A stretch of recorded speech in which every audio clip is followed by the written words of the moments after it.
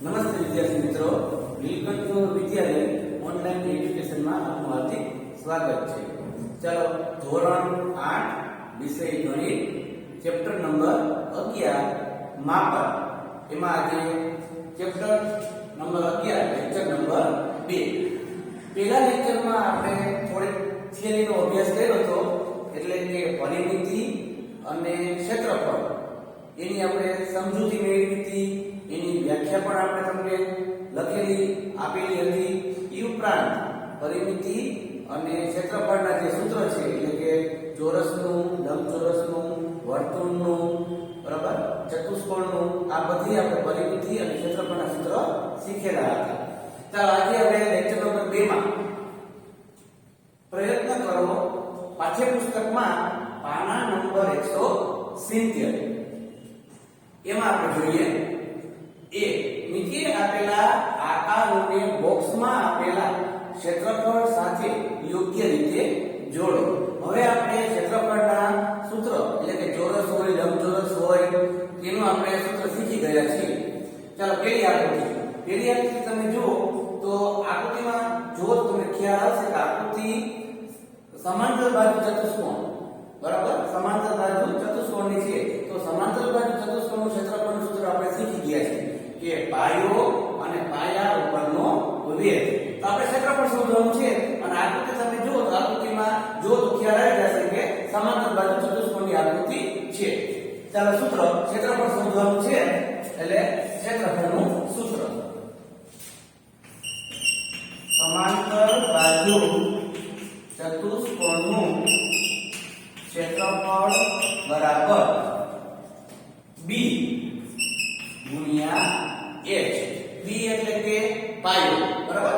આપણે ટૂંકમાં લખ્યું છે, તમે એમ પણ લખી શકો, આપણે આગળના લેક્ચરમાં લખ્યું હતું કે પાયો ગુણ્યા પાયા ઉપરનો વેધ. આપણે ટૂંકું કરી નાખ્યું કે પાયો એટલે કે b ગુણ્યા h એટલે કે ઊંચાઈ, એટલે કે b ગુણ્યા h. ચાલો, b જો પાયો કેટલો છે 14 ગુણ્યા h એટલે કે ઊંચાઈ 7. 14 ગુણ્યા 7 14 98 સેમી સ્ક્વેર. રકમ આપણને સેમીમાં આપેલી છે, એટલે આપણે જવાબમાં પણ સેમી લખવું પડશે. 98 સેમી સ્ક્વેર ક્ષેત્રફળ આવશે. ચાલો, ત્યાર પછી બીજી આકૃતિ જોઈએ. બીજી આકૃતિ જુઓ તો તમને ખ્યાલ આવશે કે અર્ધવર્તુળ છે. વર્તુળનું ક્ષેત્રફળનું સૂત્ર આપણે શીખી ગયા છીએ. 7માં પણ આવી ગયું છે, અને આગળનો જે લેક્ચર હતો એમાં પણ મેં તમને કરાવેલું હતું કે વર્તુળનું ક્ષેત્રફળ બરાબર પાઈ r નો વર્ગ.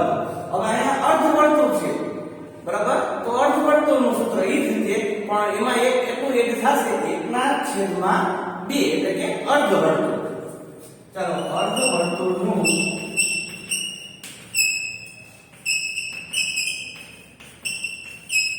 ક્ષેત્રફળ બરાબર 1/2 ગુણ્યા પાઈ r નો વર્ગ.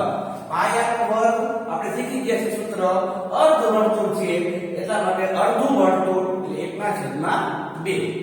ચાલો, 1/2 ના 1/2 ગુણ્યા પાઈ ની કિંમત આપણે આગળના લેક્ચરમાં શીખવાડી હતી, અને 7માં પણ શીખી ગયા છે. એ જ રીતે 22/7 ગુણ્યા r નો સ્ક્વેર. એ પણ આપણે વાત કરી હતી, બરાબર. r એટલે કે ત્રિજ્યા. હવે અર્ધવર્તુળમાં તમે જુઓ તો ખ્યાલ આવશે આ જે 14 સેમી છે, એ 14 સેમી તો 14 સેમી છે, એ વ્યાસ છે, ત્રિજ્યા નથી, બરાબર. જો વ્યાસ 14 સેમી છે તો આપણે શીખી ગયા છીએ કે ત્રિજ્યા એની અડધી થાય, બરાબર. એટલે 14 સેમી વ્યાસ છે તો ત્રિજ્યા કેટલી થશે 7 સેમી. તો આપણે r નો સ્ક્વેર કીધો છે, એટલે કે ત્રિજ્યા લખવાની છે, તો ત્રિજ્યા આપણે લખશું 7 ગુણ્યા 7. ચાલો, છેદ ઉડાડીએ. 7 ગયા 2 22 11 દુ 22. ચાલો, ગુણાકાર કરો. 11 * 7 77 સેમી સ્ક્વેર. 77 સેમી સ્ક્વેર. અર્ધવર્તુળનું ક્ષેત્રફળ જવાબ આવશે 77 સેમી સ્ક્વેર. તો ત્યાર પછી 3 નંબરનો આકૃતિ જુઓ તો ખ્યાલ આવશે કે ત્રિકોણની છે, બરાબર? એટલે કે ત્રિકોણનું ક્ષેત્રફળ. તો ત્રિકોણનું ક્ષેત્રફળ બરાબર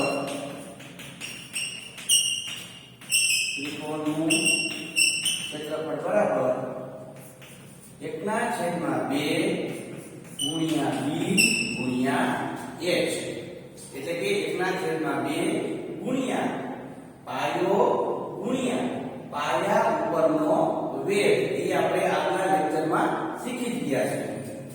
એટલે 1/2 ગુણ્યા b 14 સેમી અને h પાયા પરનો વેગ કેટલો છે 7.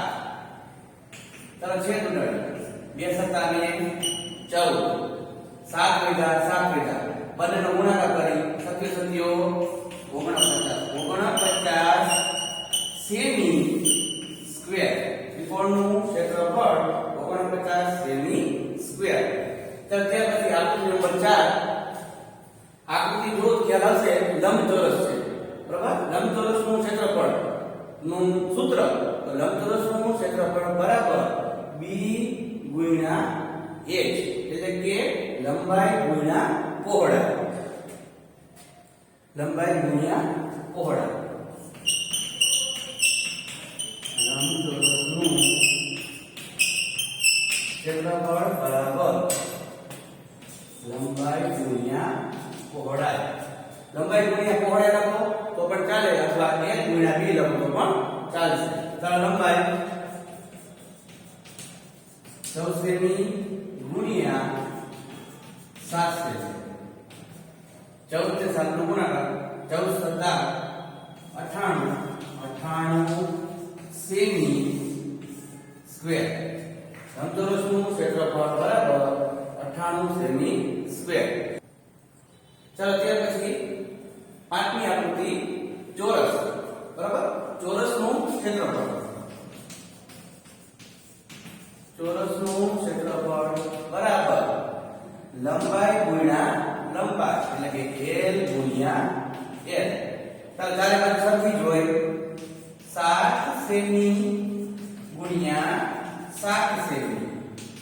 7 ગુણ્યા 7 49 સેમી સ્ક્વેર. લંબચોરસનું ક્ષેત્રફળ 49 સેમી સ્ક્વેર. ચાલો હવે આજે હોમવર્કમાં આપણે જે પાંચે આકૃતિ હતી, પાંચે પાંચ આકૃતિના ક્ષેત્રફળ ની આકૃતિ સાથે મેં તમને દાખલા ગણી દીધા છે, બરાબર? હવે એ જે પાંચે પાંચ આકૃતિ છે એ પાંચે પાંચ આકૃતિની આપણે પરિમિતિ શોધવાની છે. તો પરિમિતિના જે સૂત્ર છે એ આપણે મેં તમને આગળનો જે લેક્ચર હતો, લેક્ચર નંબર 1, લેક્ચર નંબર 1 માં બધાની પરિમિતિના સૂત્ર તમારી પાસે છે. એટલે જે રીતે ક્ષેત્રફળ શોધ્યું હતું એ જ રીતે દાખલો કરી અને પરિમિતિ શોધવાની છે. એક ઇલેક્શનમાં છે અને બીજું ત્યારબાદ 11 થી 20 ના ઘડિયા એકવાર લેસનમાં લખવાના છે. એટલે લેસનમાં આકૃતિ જે 5 કરાઈ ગઈ પરિમિતિ શોધવાની અને 11 થી 20 ના ઘડિયા લખવા. જય હિન્દ, જય ભારત.